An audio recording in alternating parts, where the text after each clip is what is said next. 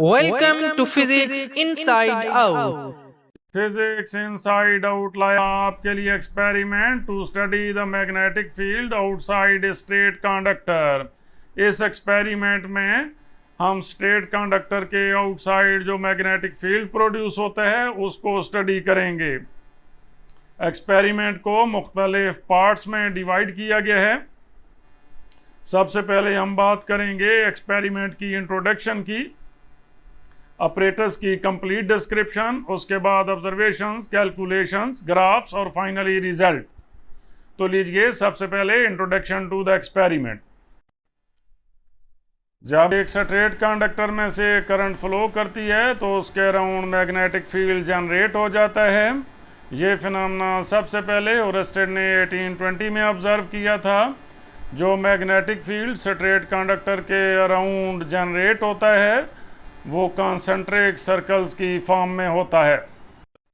Current carrying wire के small element की वजह से किसी भी पॉइंट पे जो मैग्नेटिक फील्ड प्रोड्यूस होता है उसको हम बायट-सावर्त लॉ की मदद से डिटरमिन कर सकते हैं। बायट-सावर्त लॉ के मुताबिक dB equal to mu naught I over 4 pi dl cross r divided by r cube. इस इक्वेशन में mu naught permeability of free space है जिसकी वैल्यू होती है 4 pi multiplied by 10⁻⁷ tesla metre per ampere. I वो current है जो कि उस वायर में से पास कर रही है, dl उस स्मॉल एलिमेंट की लेंथ है, r वो डिस्टेंस है जो कि स्ट्रेट कंडक्टर और उस पॉइंट के दरमियान है जिस पॉइंट पे हम मैग्नेटिक फील्ड मेजर कर रहे हैं। अगर किसी स्ट्रेट कंडक्टर में से करंट आई फ्लो कर रही है तो उस कंडक्टर के एक्सिस से डिस्टेंस r पे मैग्नेटिक फील्ड की वैल्यू होगी B is equal to mu naught I over 2 pi r। Characteristics of magnetic field due to a straight conductor. सबसे पहली कैरेक्टरिस्टिक है कॉन्सेंट्रिक सर्कल्स। जब किसी भी स्ट्रेट कंडक्टर में से करंट पास करती है तो उसके अराउंड जो मैग्नेटिक फील्ड प्रोड्यूस होता है वो कॉन्सेंट्रिक सर्कल्स की फॉर्म में होता है और इस मैग्नेटिक फील्ड की डायरेक्शन हम राइट हैंड थंब रूल की मदद से डिटरमिन कर सकते हैं। जो जो कंडक्टर से डिस्टेंस इंक्रीज करता है strength of magnetic field decrease करती है और मैग्नेटिक फील्ड उस करंट के डायरेक्टली प्रोपोर्शनल होती है जो कंडक्टर में से पास कर रही है। Applications of magnetic fields due to straight conductors. Straight conductors की वजह से जो मैग्नेटिक फील्ड प्रोड्यूस होता है उसको हम इलेक्ट्रोमैग्नेट्स, इलेक्ट्रिक मोटर्स और ट्रांसफार्मर में यूज़ करते हैं। मज़ीद यही मैग्नेटिक फील्ड इलेक्ट्रिकल एनर्जी को कंट्रोल और मैनिपुलेट करने के लिए यूज़ होता है। इस एक्सपेरिमेंट में हम वेरीफाई करेंगे relationship between magnetic field strength और number 1 current flowing through the conductor and number 2 distance from the conductor. Magnetic field outside straight conductor study करने के लिए जो ऑपरेटर्स रिक्वायर्ड है वो आप इस सेक्शन में देख रहे हैं। इसमें क्या क्या शामिल है? Straight conductor of stout copper wire. Stout copper wire mean exactly straight solid copper wire without any kinks and glass tubing of same length और उसी लेंथ की गिलास ट्यूब जिसमें कॉपर वायर फिक्स हो जाए। Stand for holding straight conductor. DC power supply 5 ampere. ये particular supply ही इस experiment में यूज़ करनी है, नॉर्मल सप्लाई इस एक्सपेरिमेंट में यूज़ नहीं की जा सकती। माइक्रो टेस्ला मीटर और connecting cables. Magnetic field outside straight conductor experiment perform करने के लिए जो ऑपरेटर्स हम यूज़ करेंगे वो आप देख रहे हैं। इस ऑपरेटर्स के अंदर ये एक कॉपर रॉड है जिसको हमने एक थिन ग्लास ट्यूब में फिक्स किया हुआ है। ये इस कॉपर रॉड की फिक्सेशन के लिए और मैग्नेटिक प्रॉप के लिए एक स्पेशल स्टैंड डिजाइन किया गया है। इस स्पेशली डिजाइन स्टैंड में ये आप स्क्रूज देख रहे हैं। इन स्क्रूज की मदद से इन आर्म्स को मूव किया जा सकता है। इस स्क्रू को रिलीज करके हम इस आर्म को मूव कर सकते हैं क्योंकि हमने इसके ऊपर मैग्नेटिक प्राप को मूव कराना है तो अपनी सहूलत के मुताबिक हम इसको एडजस्ट कर सकते हैं। और इसी तरह जिसके अंदर हमने स्ट्रेट कंडक्टर को फिक्स करना है, इस स्क्रू को लूज करके इसको भी फिक्स किया जा सकता है। और इस स्क्रू को लूज करके यहाँ से हम इस रॉड को भी मूव करा सकते हैं। और इसकी बैक पे जो स्क्रू है उसको लूज करके इस रॉड को वर्टिकली मूव किया जा सकता है। ये पावर सप्लाई है जिसमें ये ऑन ऑफ स्विच है, ये रिवर्सिंग की है। 0 to 5 एम्पेयर करंट ये पावर सप्लाई प्रोड्यूस कर सकती है। इस नाब को वेरी करके हम करंट को 0 से लेकर 5 एम्पेयर तक चेंज कर सकते हैं। पावर सप्लाई के दोनों कनेक्टिंग टर्मिनल्स को हम रॉड के एंड्स पे कनेक्ट करते हैं। पावर सप्लाई से हम जितनी करंट सेट करेंगे इस कंडक्टर में से उस वक्त पास करेगी जब हम पुश बटन को प्रेस करेंगे। ये पुश बटन पावर सप्लाई की सेफ्टी के लिए है, क्योंकि इस पावर सप्लाई को कंडक्टर के दोनों एंड के साथ डायरेक्टली अटैच किया गया है। ये माइक्रो टेस्ला मीटर है जिसकी मदद से हम मैग्नेटिक फ्लक्स डेंसिटी मेजर करते हैं। ये इसकी मैग्नेटिक प्राब है। ये इंतहाई सेंसिटिव इंस्ट्रूमेंट है। इसको आपने गिरने से या किसी भी दूसरी चीज के साथ कोलाइड करने से अवॉइड करना है और इसके ऊपर कोई भी स्ट्रेस अप्लाई नहीं करनी। माइक्रो टेस्ला मीटर में ये ऑन ऑफ स्विच है। माइक्रो टेस्ला मीटर को ऑन करने के बाद सबसे पहले इस जीरो सेट स्विच की मदद से हमने इस नीडल को 0 पे लाना है, उसके बाद रीडिंग स्टार्ट करनी है। माइक्रो टेस्ला मीटर की रीडिंग नोट करने के लिए आप देख रहे हैं कि 0 और 100 के दरमियान 10 डिवीजन हैं, इसलिए हर डिवीजन 10 माइक्रो टेस्ला को जाहिर करेगी। तो ये नीडल जहां कहीं भी होगी वो डिवीजन काउंट करके हम 10 से मल्टीप्लाई कर देंगे, वो मैग्नेटिक फ्लक्स डेंसिटी की वैल्यू हो जाएगी। सबसे पहले हम एक्सपेरिमेंट का फर्स्ट पार्ट परफॉर्म करेंगे। फर्स्ट पार्ट में हमने स्टडी करना है variation of magnetic field with current. इस मकसद के लिए हम मैग्नेटिक प्राब को यहाँ पे फिक्स करेंगे और इसको इस तरह एडजस्ट करेंगे कि इसका स्ट्रेट कंडक्टर से डिस्टेंस मिनिमम हो। उसके बाद हम माइक्रो टेस्ला मीटर को ऑन करेंगे। ऑन करने के बाद 0 सेट स्विच की मदद से इस नीडल को 0 पे लाएंगे। सेकेंडली यहाँ से हम इस पावर सप्लाई को भी ऑन करेंगे। ऑन करने के बाद हम फर्स्ट रीडिंग के लिए इतनी करंट सेलेक्ट करेंगे ताकि माइक्रो टेस्ला मीटर कुछ रीडिंग शो करे। फॉर एग्जांपल हम अपनी रीडिंग स्टार्ट करेंगे 1.5 एम्पेयर पे।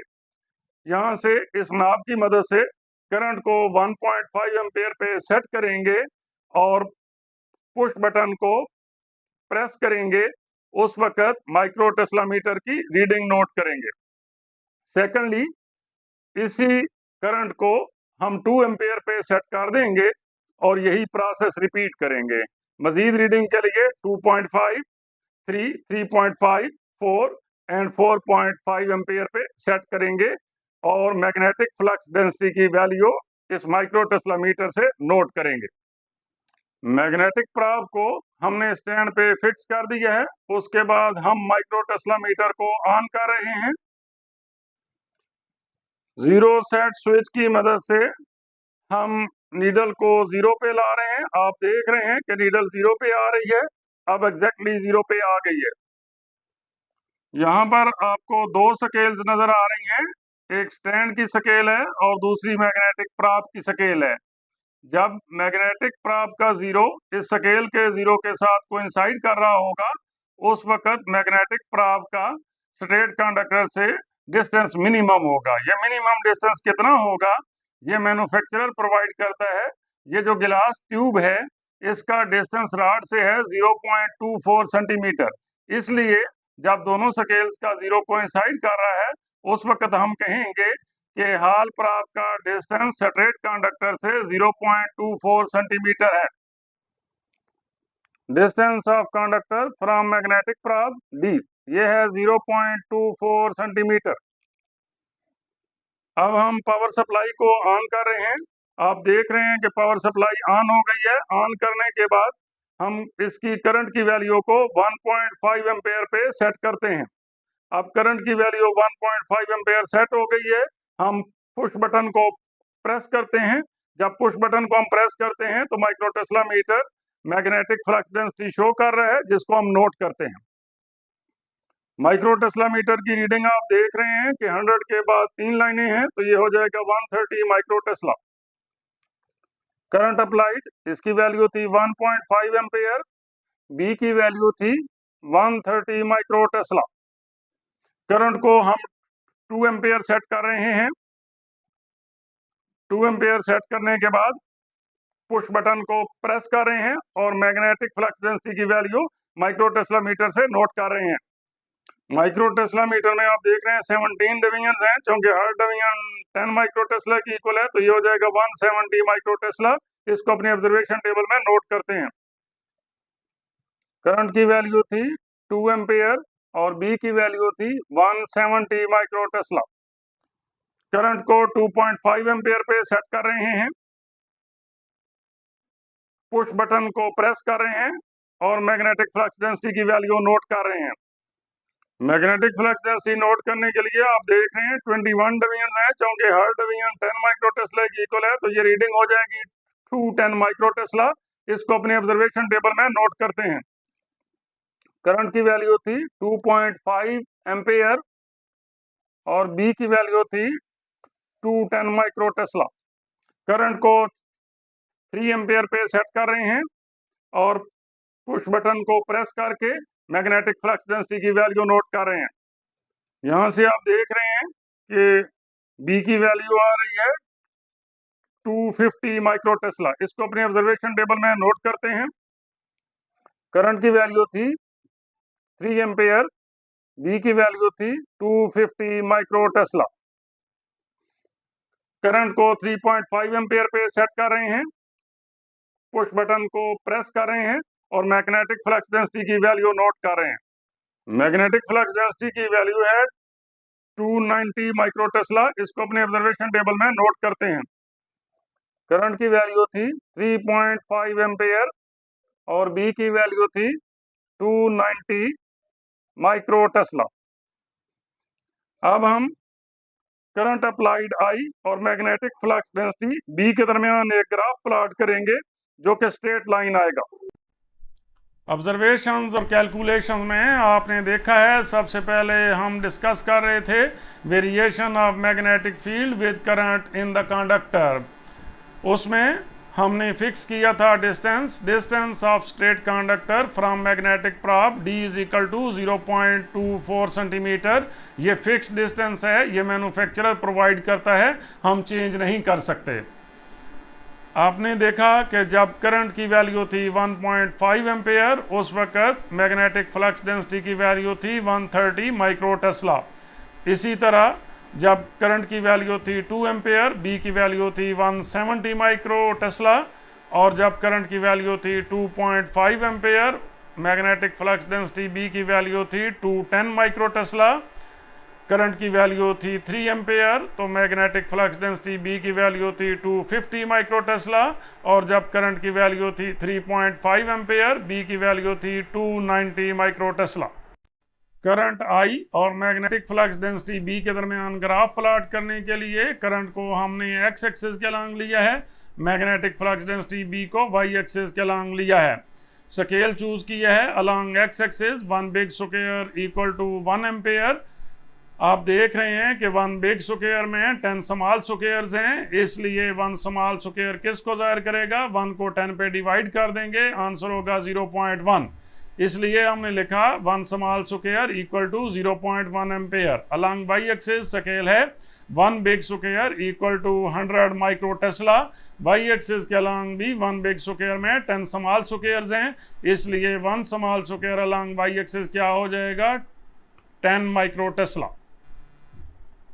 ग्राफ बनाने के लिए हमारे पास जो पॉइंट्स हैं, करंट की वैल्यू है 1.5 एम्पेयर, बी की वैल्यू है 130 माइक्रो टेस्ला। एक्स एक्सिस के लॉन्ग हमने 1.5 तक जाना है, वाई एक्सिस के लॉन्ग 130 तक। तो 1.5 कहाँ पे होगा? यहाँ पे 1 है। आप देख रहे हैं कि 1 स्मॉल स्क्वायर 0.1 एम्पेयर के इक्वल है, तो इसलिए आपने 5 बॉक्सेस तक जाना है, तो ये वैल्यू हो जाएगी 1.5।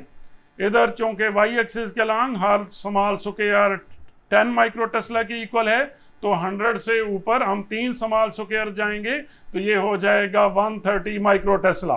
इधर से 1.5, इधर से 130, यहाँ पे एक पॉइंट मार्क कर देंगे। इसी तरह बाकी पॉइंट्स भी मार्क करेंगे, फिर उन पॉइंट्स को आपस में मिला देंगे। ये हमारा ग्राफ है करंट और मैग्नेटिक फ्लक्स डेंसिटी के दरमियान। जो हमने ग्राफ प्लॉट किया है करंट आई को एक्स एक्सिस के लॉन्ग लेकर और मैग्नेटिक फ्लक्स डेंसिटी बी को वाई एक्सिस के लॉन्ग लेकर, वो एक स्ट्रेट लाइन था। ये वेरीफाई करता है कि मैग्नेटिक फील्ड उस करंट के डायरेक्टली प्रोपोर्शनल है जो उस वायर में से पास कर रहा है। एक्सपेरिमेंट का सेकंड पार्ट है variation of magnetic field with distance along axis of conductor.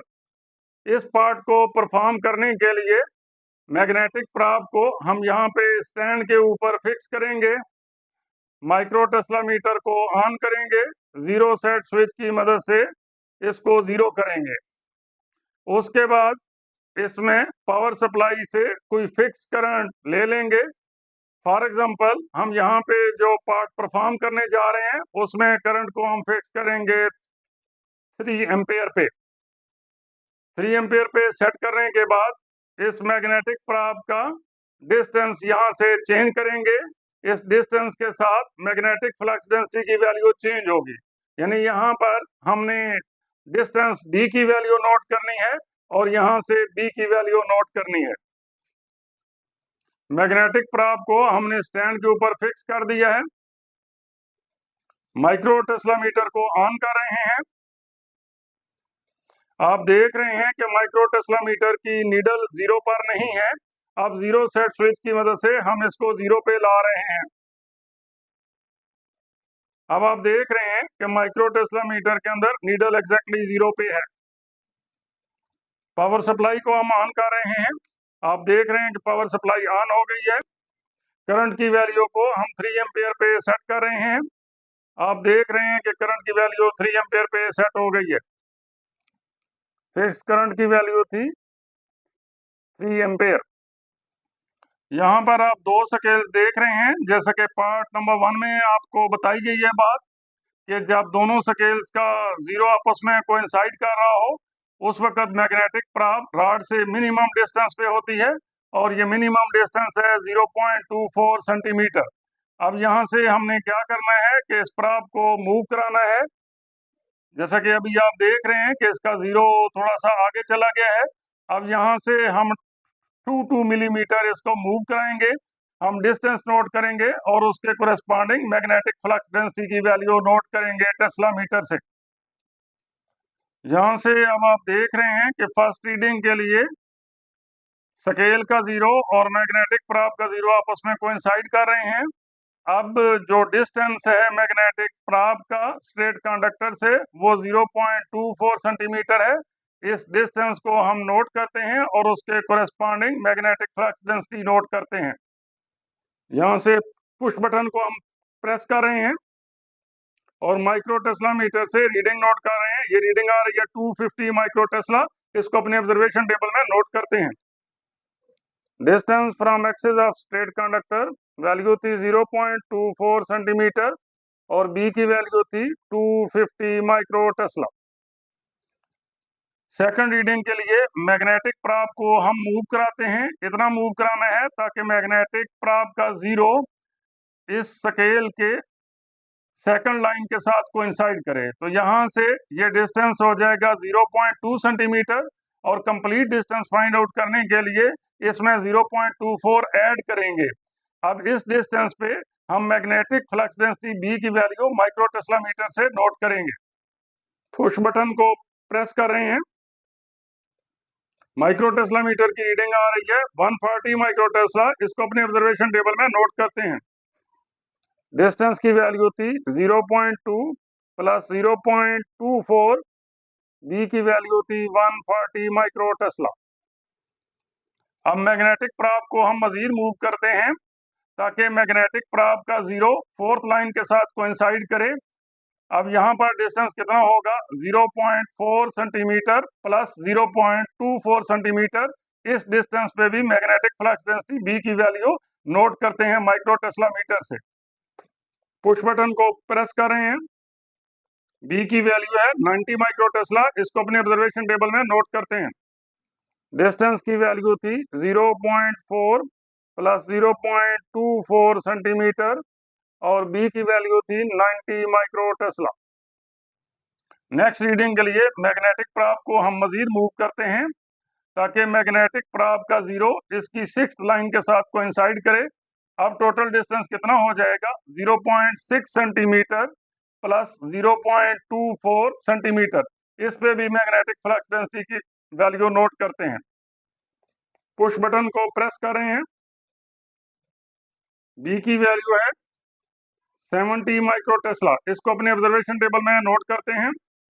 Distance की वैल्यू थी 0.6 प्लस 0.24 सेंटीमीटर और बी की वैल्यू थी 70 माइक्रो टेस्ला।